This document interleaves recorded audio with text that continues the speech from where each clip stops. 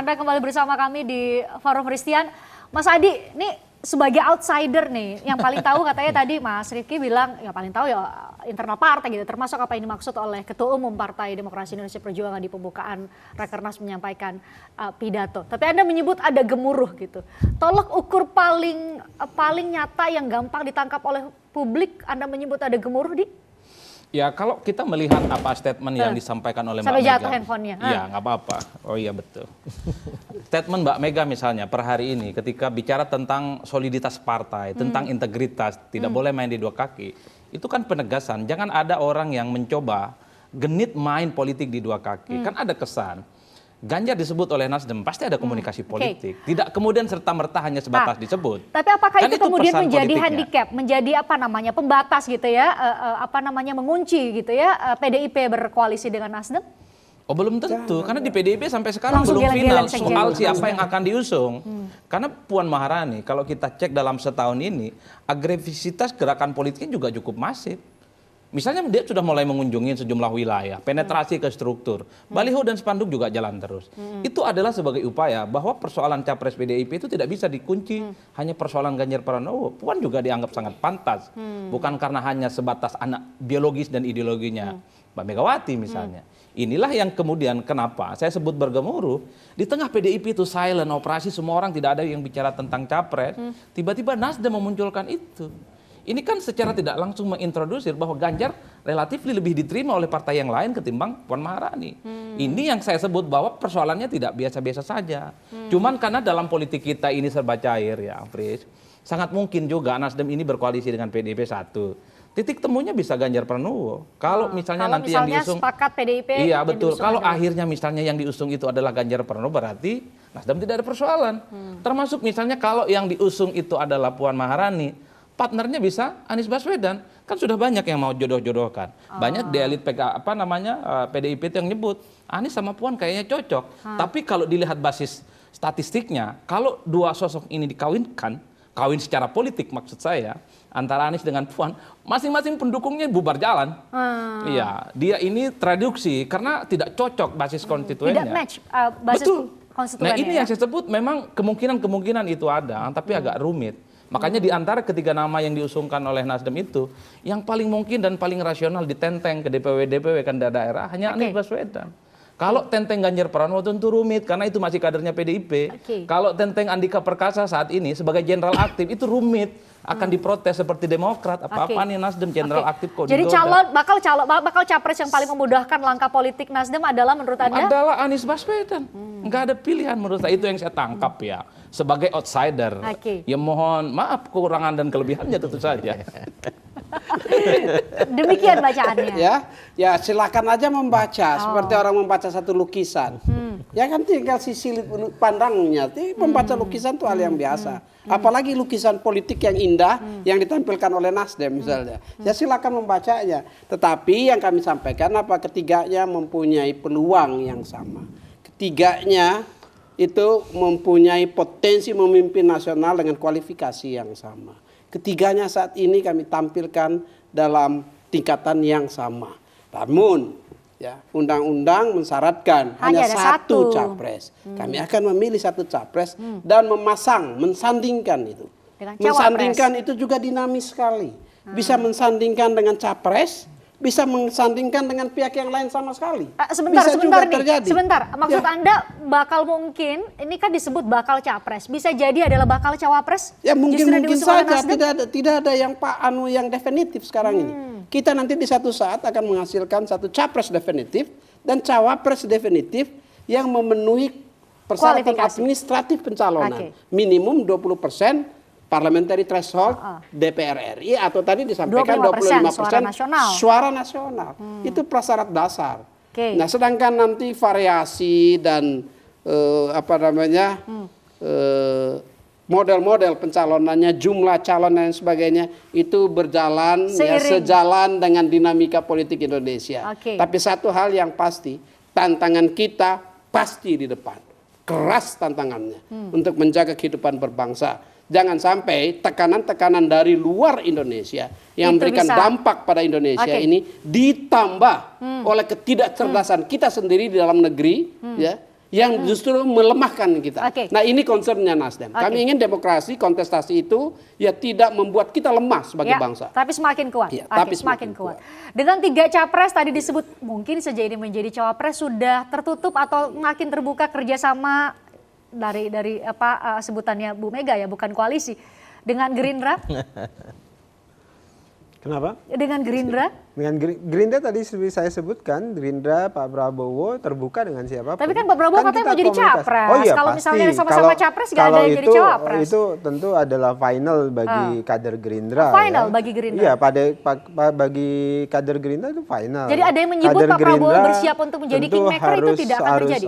Kader Gerindra semuanya menginginkan Pak Prabowo sebagai capres. Oke. Gitu ya. Saat ini ya? Iya, saat ini. Tentu nanti komunikasi politik akan terus dijalin, kan banyak pihak yang ingin menjadi cawapres Pak Prabowo, dan itu kita sambut dengan baik, dan kita terus berkomunikasi dengan Nasdem, bisa terbuka mereka mengajukan cawapres, dengan PAN semuanya, dengan PDIP, Pak Prabowo secara intens terus-menerus berkomunikasi dengan Bu Megawati. Jadi seperti saya sebutkan tadi, Gerindra ini kan dan Pak Prabowo ini kan sudah terbiasa bekerja sama dengan semua beberapa pihak, kali menjadi semua capres pihak. ya, Jadi calon presiden. Pak Prabowo ini relatif kecil potensi berkonfliknya lebih luas. Jadi kalau kemudian ada pihak-pihak yang punya potensi menciptakan polarisasi yang terlalu luas, Pak Prabowo justru adalah sosok yang paling tepat untuk mempersempit polarisasi itu. Polarisasi mana dan Iya betul, polarisasi Antara kan siapa ada dan- saja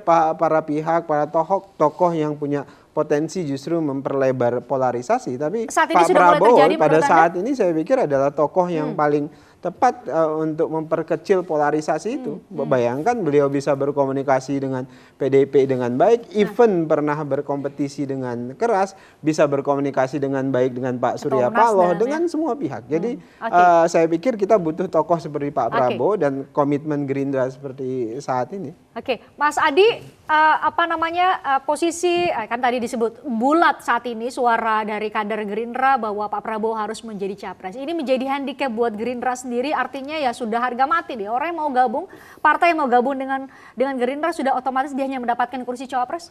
Kemungkinannya dua. Pertama handicap karena partai politik yang lain yang juga punya gairah mencalonkan figur tertentu, entah itu elit ataupun outsider. Ada psychological barrier di situ karena posisi capresnya sudah dikunci. Jadi kalaupun toh mau harus cawapres seperti Muhaimin Iskandar. Saya mau jadi cawapres. Betul, gitu ya? itu pun nggak laku kayaknya karena elektabilitas Muhaimin Iskandar ini kan nggak mentereng di survei. Sementara Prabowo. Jadi bagusan bakal capres ini diusung Nasdem. Kalau itu maksudnya? nanti kita cek. Oke. Sementara Prabowo membutuhkan cawapres yang bisa memberikan insentif politik elektoral dengan tingkat elektabilitas saat ini yang relatif stagnan.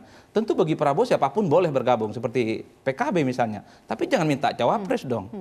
Ada portofolio politik yang sepertinya disediakan kepada figur-figur yang lain, terutama supaya Prabowo ini bisa bersanding dengan orang yang secara perlahan, konsisten. Soal elektabilitas itu naik. Makanya kemudian ketika ketemu dengan Caimin, yang agresif selalu ingin mengawinkan Prabowo dengan Muhaimin kan PKB. Bahkan Gerindra terkesan diam-diam saja.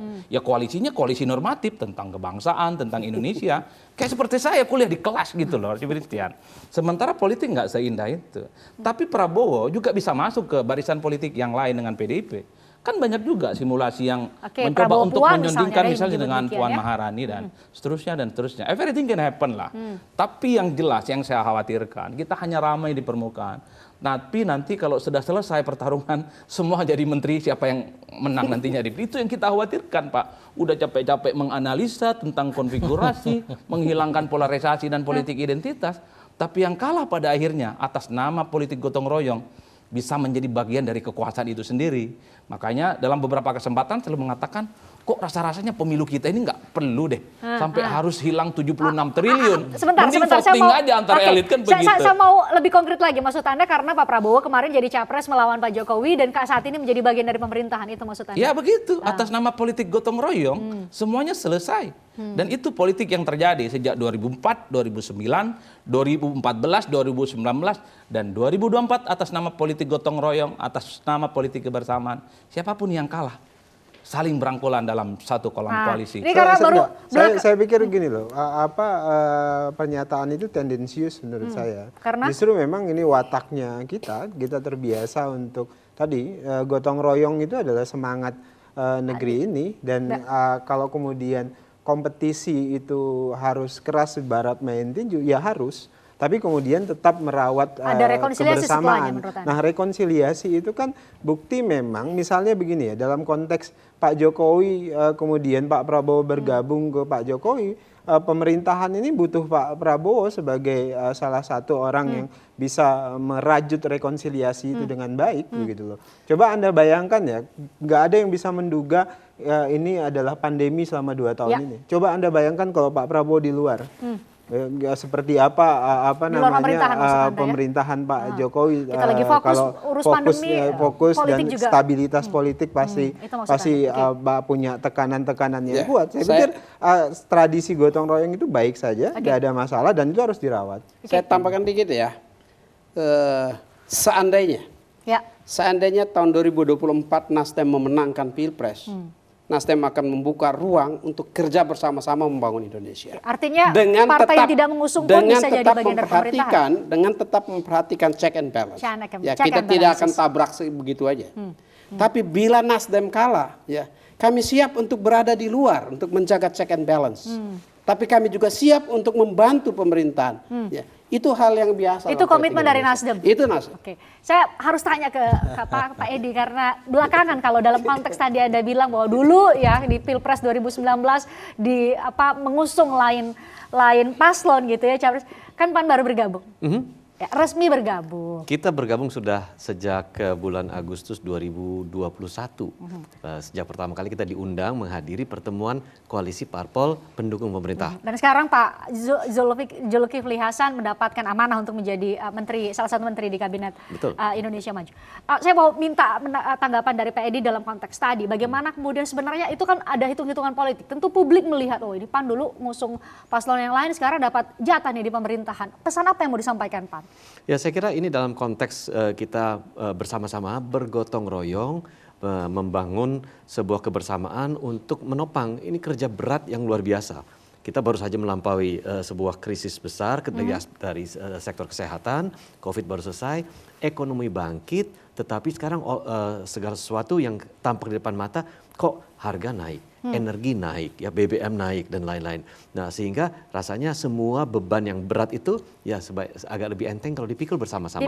Dan saya kira itu memang merupakan budaya baik di Indonesia. Bahwa tadi ya gotong royong ya. tidak ada yang namanya kompetitor abadi. Pada saat kompetisi, kita akan berkompetisi secara sehat, secara bersaudara. Tetapi nanti kita kembali lagi. Apalagi kalau kita sekarang merasakan teman-teman di DPR misalnya, ini Pak Joni juga dulu pernah di DPR dan tahu sekali di DPR itu kita mau partai apa saja, betul-betul kebersamaan dan kekompakannya terasa sekali. Gitu. Jadi kompetisi itu hanya tampak di luar saja pada saat kita memang harus melakukan kompetisi di saat-saat kontestasi pemilu elektoral gitu ya. berlangsung. Iya. Sip. Kita tentu bertanya-tanya kira-kira ada PDIP belum?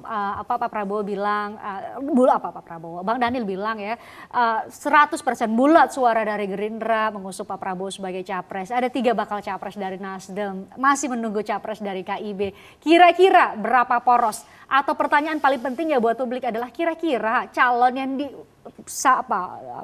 diberikan kepada kami untuk dipilih nanti di Pilpres 2024 itu berapa orang? Berapa orang yang terbaik di negeri ini yang diberikan pilihannya kepada kami? Sesaat lagi saya bahas dengan sejumlah narasumber di Forum Christian.